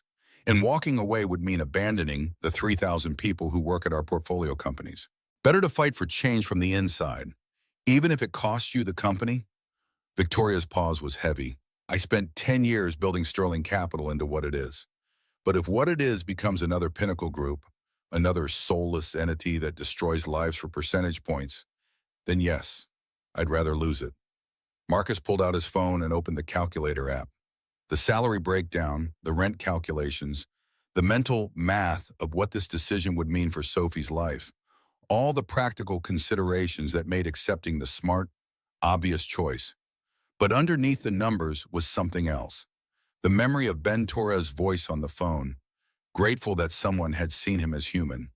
The weight of his badge in the bottom drawer, representing the person he used to be. Sophie's stick figure drawings of 3 people, her child's understanding that families and lives could grow beyond their current boundaries. I'll take the job, but I need some conditions. Name them. 1, I start with 30% travel, not 40. Until Sophie's older, I need to be home more than I'm gone. Agreed. 2, if I tell you something you don't want to hear, if my assessment conflicts with your hopes, you actually listen. You don't just hire me as cover for decisions you've already made. That's exactly what I want. Honest assessment, even when it's difficult. 3, I need 2 weeks to give notice at the Meridian. Harold needs time to find a replacement. Victoria extended her hand. 2 weeks. Welcome to Sterling Capital, Marcus. They shook. The grip was firm, the gesture binding. Marcus felt the familiar weight settle on his shoulders, the weight of responsibility, of decisions that would matter, of the possibility of failure that had driven him away from police work 3 years ago. But this time the weight felt different, not crushing, purposeful. I'll have HR draw up the formal offer letter today. Victoria was already pulling out her laptop, fingers flying across the keyboard. You'll start November 1st. First assignment is Hartwell Industries. Full assessment, recommendation on whether we proceed with the 6-month trial or pull investment immediately. How soon do you need the assessment? 2 weeks from start date. The board meets again November 15th, and they'll want a decision. That's fast. That's business. Victoria looked up from her screen. Can you do it? Yes, she smiled. A real smile, not the corporate mask. Good, because I'm betting my company's future on this working. Marcus left Sterling Capital and drove straight to the Meridian. It was too early for the dinner shift, but Harold would be there doing prep work and administrative tasks. He found him in the office reviewing supplier invoices. I need to give notice. Harold set down his pen slowly. The CEO job. Yes, I start November 1st. The manager's expression cycled through frustration, resignation, and something that might have been respect. 2 weeks? 2 weeks, fine. Harold pulled out a form from his desk drawer. Fill this out. And Marcus, yes, whatever you're doing at that company, do it right. I've watched you work for 3 years. You're good with people. Better than most. Don't waste that. The acknowledgement was unexpected, almost uncomfortable. Marcus took the form. Thank you. The lunch shift that day was strange. Serving tables while knowing each order taken, each plate delivered was counting down to an ending. Sarah noticed immediately. You're leaving. It wasn't a question. November 1st, the CEO job. Community Relations Manager. I'll be the person who makes sure companies like Sterling Capital understand the impact of their decisions on real people. Sarah's expression was complicated. I'm happy for you and also jealous, and also worried you're making a huge mistake. Why mistake? Because you're good at this. She gestured around the restaurant. You're calm, reliable, never stressed. And now you're going back to the kind of work that made you quit in the first place. It's not the same, isn't it? Making important decisions, hoping you're right, living with the consequences when you're wrong. The observation cut close to his own fears. But yes, it's different. This time I'm trying to prevent failures instead of responding to them. That night, after putting Sophie to bed, Marcus called his father. They spoke once a month, brief conversations that covered weather and health and little else. James Reed lived in Arizona now, retired from 30 years as a mechanic, spending his days on a golf course Marcus had never seen. Dad, it's Marcus, son. Is Sophie okay? She's fine. I'm calling because I made a decision about something, and I wanted to tell you. The pause was long enough that Marcus wondered if the connection had dropped. Then, you're going back to police work.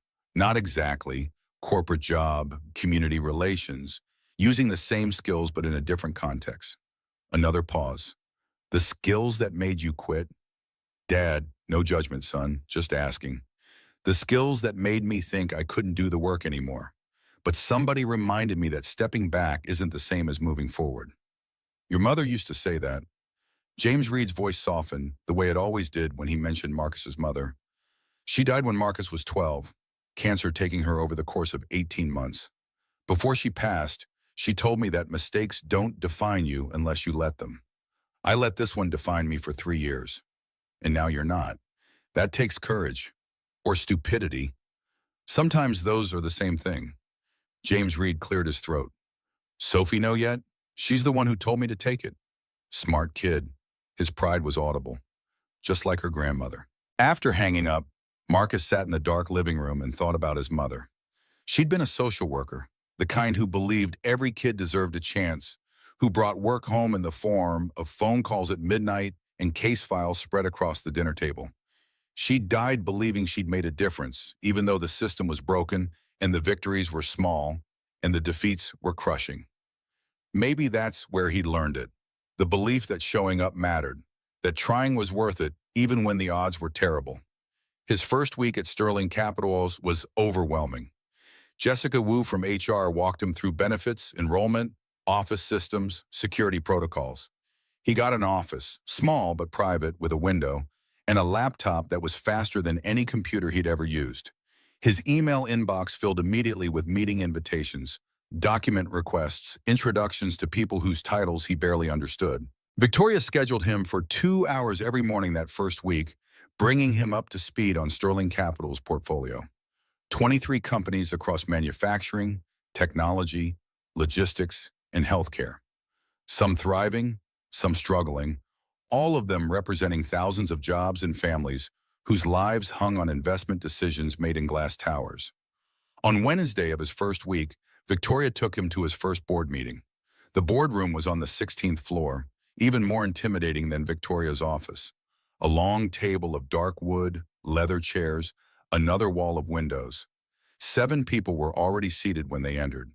Diane Chen, Thomas Bradford, and 5 others Marcus didn't recognize. Victoria made introductions. This is Richard Voss, chairman of the board. Patricia Lee and Samuel Green, major investors. Stephen Park and Jennifer Dunn, independent board members. Richard Voss was 65, silver-haired, with the kind of face that had probably been handsome once, but had settled into harsh angles. He barely acknowledged Marcus. Miss Sterling, I trust you have a compelling reason for this meeting. Victoria took her seat at the head of the table. Marcus sat to her right, acutely aware that he was the only person in the room not wearing a suit that cost more than his car. We're here to discuss Hartwell Industries and to introduce Marcus Reed, our new community relations manager. Diane Chen's voice was sharp. I reviewed the financials. Hartwell's profit margin is 8%. We require 15%. This should be a simple divestment decision. It would be simple if we only looked at profit margins. Victoria pulled up a presentation on the wall screen. But Mr. Reed is here specifically to help us understand the broader context of our investment decisions. Richard Voss leaned back in his chair. With all due respect, context is what management consultants sell to justify avoiding hard choices. Hartwell is underperforming. We pull our investment and allocate capital to better opportunities. Marcus felt Victoria's eyes on him, and this was the test. Speak up or stay silent. He cleared his throat. Mr. Voss, have you been to Gary, Indiana? The question caught the chairman off guard. I don't see the relevance. Hartwell Industries employs 150 people in Gary. It's the largest remaining employer in a city that's been economically devastated for decades. If Sterling Capital pulls out, those 150 jobs disappear. Most of those workers won't find equivalent employment. The ripple effects, increased poverty, reduced tax base, more strain on social services, will harm the entire community. Richard's expression hardened. That's a social policy argument, not a business argument. It's a risk management argument. Marcus kept his voice steady. Communities remember companies that destroy them. If Sterling Capital becomes known for extracting profit without regard for human impact, future investments face increased resistance, negative publicity, and regulatory scrutiny. Patricia Lee spoke up.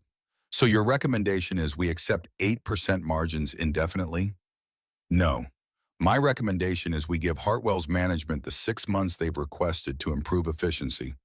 If they reach 10% margins by May, we continue the investment. If not, we exit. But we exit having given them a fair chance. Samuel Green jumped in. And if they fail, we've lost 6 months of opportunity cost. Victoria answered before Marcus could. Opportunity cost is real, but so is reputational cost. Morrison Manufacturing taught me that decisions made purely on financial metrics can have consequences we don't anticipate.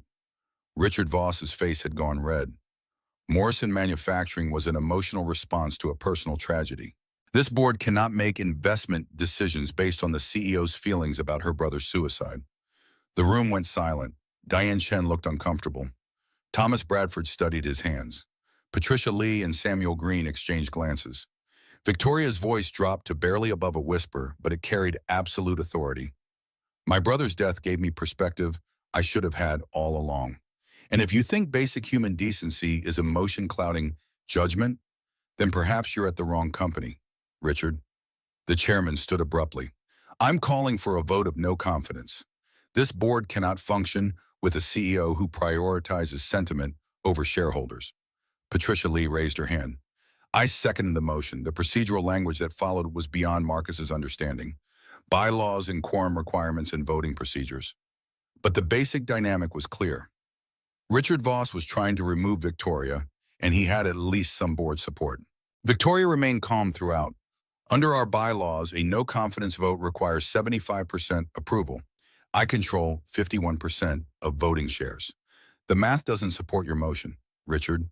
Then we'll take this to the shareholders directly. Argue that your judgment is compromised, that you're placing personal feelings above fiduciary responsibility. Do what you need to do. But understand that I'm not backing down from this. Sterling Capital will change, or I'll burn it down trying. The meeting dissolved into chaos, people talking over each other, procedural arguments. Thomas Bradford trying to mediate. Marcus sat quiet, watching Victoria face down the board with the same cold determination she'd shown on the restaurant patio. This wasn't emotion. This was calculated conviction. After the board members left, Victoria slumped in her chair. That went well. They're trying to remove you. They're welcome to try. But Richard needs 75%, and he can't get there without my shares. The worst he can do is make noise. What if he convinces other shareholders? Public pressure, media attention. Victoria's smile was grim. Then we see whether anyone actually cares about responsible capitalism or if it's all just talk. Marcus drove to Gary, Indiana the next morning. The drive took 90 minutes through increasingly bleak landscapes. Chicago's suburbs giving way to industrial zones, then to Gary's rusted remnants of former industrial might. The city looked like something dying slowly, blocks of abandoned buildings alternating with struggling neighborhoods trying to hold on. Hartwell Industries occupied a brick building on the east side, 3 stories, probably built in the 1950s, showing its age but still functional. Marcus parked in the employee lot and walked to the main entrance. George Hartwell met him in the lobby. Early 60s, gray hair, work-worn hands, eyes that showed both pride and worry. Mr. Reed, thank you for coming. Call me Marcus. I'm here to understand your operation, talk to your people, see what's actually at stake. The tour took 3 hours. George walked him through every department: fabrication, assembly, quality control, shipping. Introduced him to workers at their stations, explained processes, showed him the custom orders that were Hartwell's specialty. The place was clean, organized, functioning well despite equipment that was clearly decades old.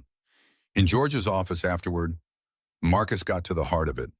Tell me honestly, can you reach 10% margins in 6 months? George pulled out a folder thick with spreadsheets and projections. If we renegotiate with 2 suppliers, implement the efficiency changes I've outlined here, and increase throughput by 8%, we can get to 9.5%. Maybe 10 if everything breaks right. That's a lot of ifs. Yes, George met his eyes directly. But I've been running this plant for 22 years. I know it's possible. The question is whether Sterling Capital will give me the chance to prove it. Why does this matter so much to you? You could sell the plant, retire comfortably. Because my father built this place in 1962. Because I've worked alongside some of these people for 30 years. Because Gary needs every ball it can hold on to, and I'm not ready to be the one who takes away 150 more. Marcus spent the afternoon talking to workers. Maria Gonzalez, the union rep, who'd been at Hartwell 15 years and remembered when Gary had 6 other factories. Tim, a machine operator with 3 kids whose wife worked as a nurse. LaShonda, the single mother in quality control who'd grown up in Gary and couldn't afford to leave. Robert, 61 years old, 6 months from retirement, terrified he'd lose his pension if the plant closed before he vested. Every conversation reinforced the same truth. Hartwell wasn't just a business. It was a lifeline for people who had no other options. That evening, Marcus drove through Gary's residential neighborhoods, block after block of houses that ranged from struggling to abandoned, boarded up storefronts, empty lots where buildings had been demolished. The occasional bright spot, a maintained home, a small business still operating, standing out like defiance against the decay. He stopped at a diner for coffee and ended up talking to the owner, a woman in her 50s named Carol. She remembered when Gary had been prosperous, when the steel mills ran 24 hours and people had steady work. Now she barely stayed open, surviving on the loyalty of customers who couldn't afford to eat out but did anyway because they needed someplace to gather. Hartwell people? Carol poured his coffee. They come in here for lunch sometimes. Good people, hard workers. If that plant closes, I'll probably close too. Won't have enough customers left to justify staying open. the interconnected fragility of it all. 150 jobs didn't just mean 150 families. It meant the diner, the gas station, the grocery store, the tax base that kept the schools and police funded. Economic collapse wasn't fast like a factory explosion. It was slow strangulation, one job loss at a time, until entire communities stopped breathing. Marcus returned to Chicago after midnight, exhausted and overwhelmed. He'd promised Victoria a recommendation in 2 weeks. He had 9 days left, and he still didn't know what the right answer was. The next morning, Sophie was back to her old drawings, the three-person family. But this time the third person was clearly labeled in crayon. Victoria. She'd drawn the woman in a business suit with long black hair, standing next to Marcus and Sophie in front of a house. Marcus studied the drawing over breakfast. "Sweetheart, why are you drawing Miss Sterling in our family picture?" "Because she's nice. And she helps people like you do. And maybe if she comes to visit, she won't be lonely anymore." The child logic of it was perfect in its simplicity. Sophie had seen Victoria as someone who needed to be included, who belonged in the category of people who mattered. "Have you met Miss Sterling?" "No, but Monica showed me a picture on her phone. She said Miss Sterling helped her daddy get into school again." Monica Martinez, Ray's daughter, the teacher's aide. The connections kept multiplying, lives intersecting in ways that proved how small the world actually was. At Sterling Capital that day, Marcus worked on his Hartwell assessment. The numbers were stubborn things: 8% margin, projected costs, revenue forecasts. George Hartwell's plan was solid but optimistic. Plenty of room for things to go wrong. But the human side was equally clear: 150 jobs in a community that desperately needed them. A manager who cared enough to fight for his workers instead of taking an easy exit. People like LaShonda and Robert and Tim, who weren't asking for charity, just a chance to keep earning their way. Victoria stopped by his office mid-afternoon. "How's the assessment coming?" "Complicated." Marcus gestured at his screen. "The numbers say you should pull out. 8% margins don't justify continued investment by any standard business metric." But metrics don't account for context. Gary's economy is fragile. Hartwell closing would accelerate decline in ways that create long-term costs, social, political, reputational, that don't show up in quarterly reports. "So your recommendation is?" "I don't know yet. I need to finish the full analysis." Victoria sat in the chair across from his desk. "Off the record, what does your gut say?" "That George Hartwell deserves his 6 months. That those workers have earned the right to fight for their jobs. But I'm also afraid I'm letting emotion cloud judgment. The same thing Richard Voss accused you of doing. Emotion and judgment aren't opposites."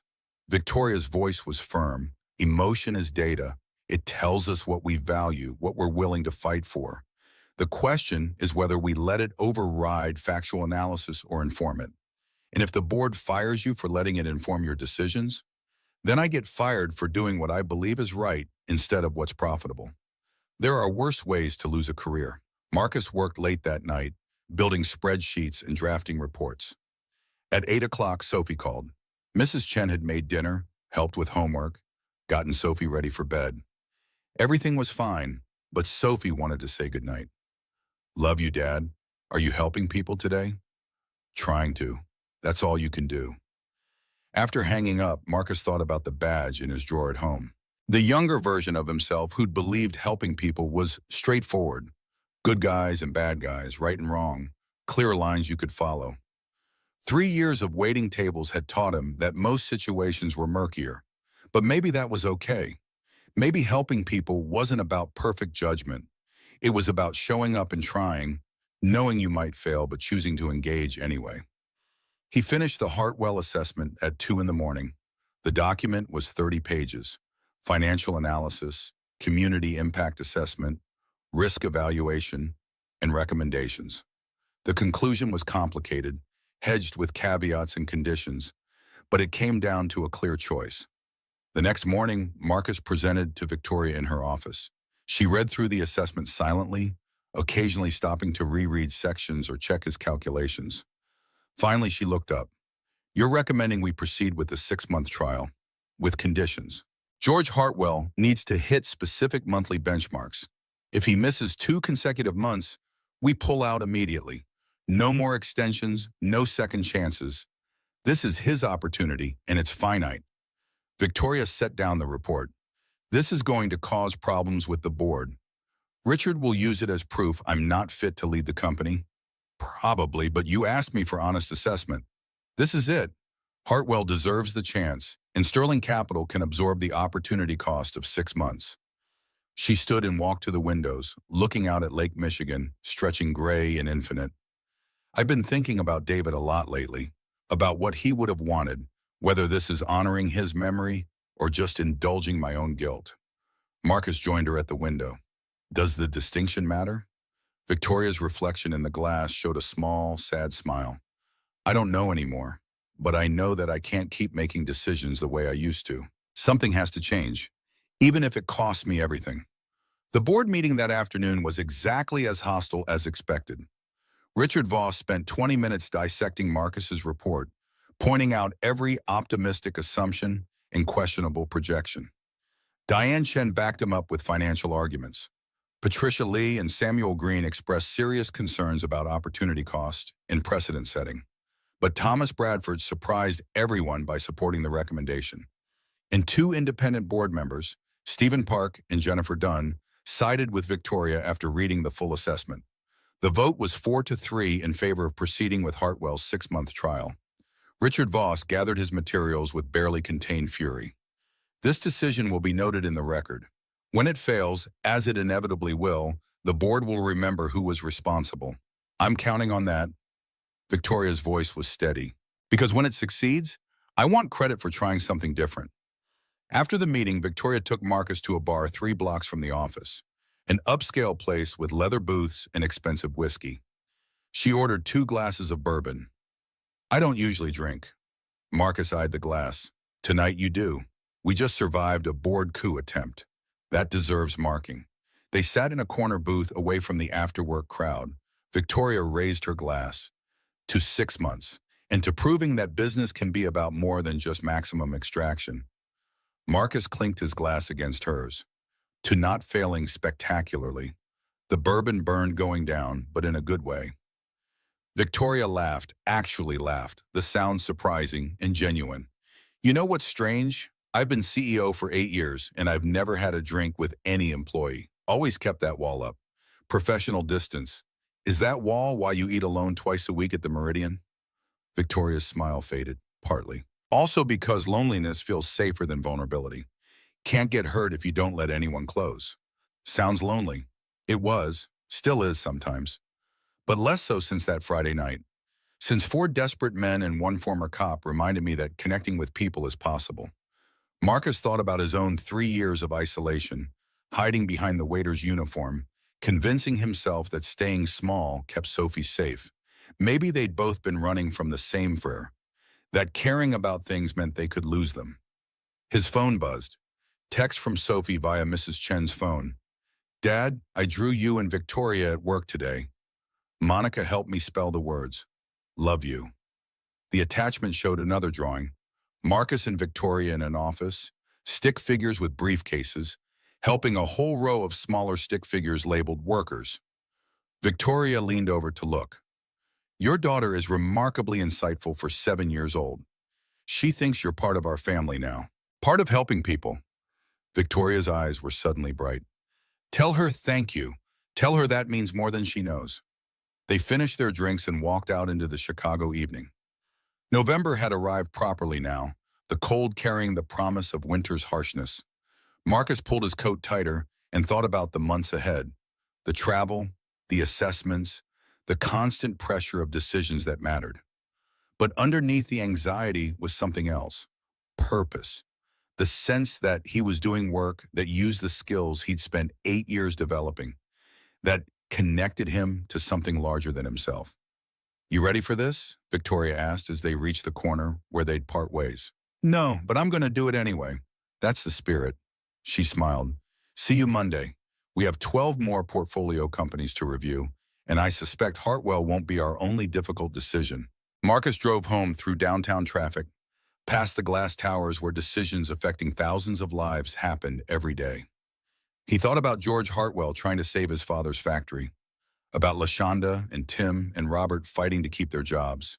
About Ben Torres hoping his wife might come back if he could prove he was stable again. About Ray Martinez's daughter working at Target while taking community college classes, still trying to reach the future her father had promised her. All of them connected now, bound together by decisions made and chances taken, and the fragile possibility that things could be different.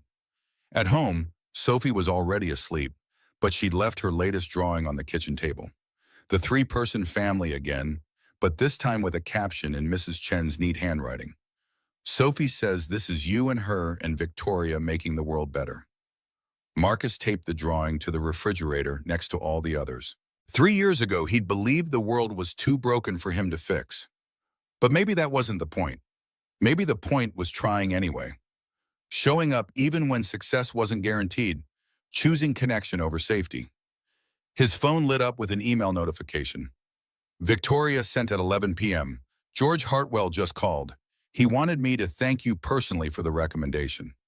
Said he won't let us down. Marcus typed back, he better not. I just bet my new career on him. The response came immediately. We both did. Sleep well. Marcus stood in his small kitchen in his small apartment and felt for the first time in 3 years like he was exactly where he was supposed to be. Not because he'd figured everything out. Not because success was guaranteed, but because he'd chosen to step forward instead of staying hidden, to risk failure instead of guaranteeing mediocrity. Outside, Chicago settled into its nighttime rhythm. Somewhere, George Hartwell was probably still in his office, working on efficiency plans. Ben Torres was filling out training program applications. Ray Martinez was helping his daughter study for community college exams. Frank Castellano was trying to believe that maybe, possibly, things could get better. And Victoria Sterling was sitting alone in her expensive penthouse, probably staring at an upside-down photograph of her brother, wondering if she was honoring his memory or just trying to atone for answering his last phone call with, "I'm too busy." They were all connected now, Marcus and Victoria and the 4 men from Morrison and the workers at Hartwell and Carol at the diner and Gary and Sophie drawing her stick figure families. All of them part of a story that was still being written, still unfolding, still uncertain. But uncertainty was better than hiding. Risk was better than safety purchased at the cost of your soul. Marcus turned off his kitchen light and went to check on Sophie one last time. She was sprawled across her bed in the particular abandon of childhood sleep, completely trusting that the world would be there when she woke up. He pulled her blanket up, kissed her forehead, whispered words she couldn't hear, but he needed to say anyway. I'm going to be better. I'm going to try. I'm going to show up for you and for them and for everyone who needs someone to see them as human instead of numbers. That's all any of us can do. Show up, try. Hope it's enough. Tomorrow would bring new challenges, more assessments, more difficult decisions, more opportunities to fail. But tonight, standing in his daughter's doorway, Marcus Reed felt something he hadn't felt in 3 years. He felt ready. Word count, 8,012.